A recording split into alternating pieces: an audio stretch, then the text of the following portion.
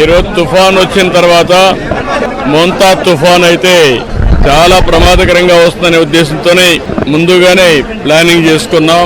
నాకు అనుభవం కూడా ఉంది. 96, 97లో హరికేన్ తుఫాన్ వచ్చి ఈ ప్రాంతం అంతా కూడా అతలాకుతలం అయింది. అదే మరి అనేక సందర్భాల్లో తుఫాన్లు చూసాం. ఇప్పుడు టెక్నాలజీ కూడా బాగా ఇంప్రూవ్ చేసుకున్నాం. దీనివల్ల 5 రోజుల నుంచి అన్ని ప్రివెంటివ్ మెజర్స్ అని తీసుకున్నాం.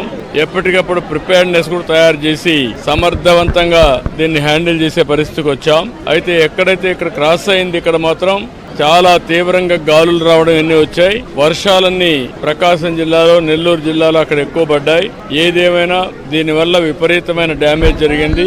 రాష్ట్రానికి ఒక పెను విపత్తిది. అలాంటిది కొంతవరకు మనం కాపాడుకోగలిగాం. ఇంకా నేను భయపడింది ఇక్కడ గాని అప్పుడు వచ్చినట్టు హరికేన్ లాంటిది వస్తే ఎన్ని లక్షల కొబ్బరి చెట్లు పోతాయో అర్థం కాదు.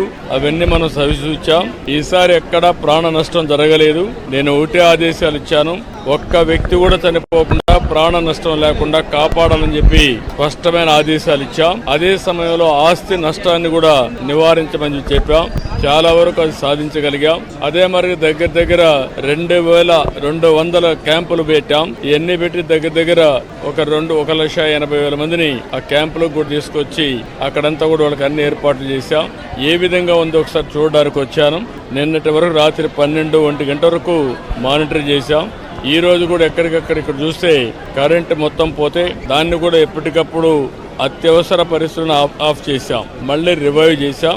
4 సబ్ స్టేషన్లు తప్ప అన్ని సబ్ స్టేషన్లో కరెంటు కూడా ఇచ్చి 2 గంటల లోపలనే మొత్తం కరెంట్ ఇచ్చే పరిస్థితికి వస్తున్నాం. అన్ని కూడా పర్యవేక్షిస్తున్నాను. ఎప్పటికప్పుడు రియల్ టైం గవర్నెన్స్ ద్వారా పర్యవేక్షిస్తూ ఎప్పటికప్పుడు అన్ని శాఖల హెడ్స్ కూడా దీన్ని పర్యవేక్షిస్తున్నారు. కలెక్టర్ సమర్థవంతంగా పనిచేస్తున్నారు.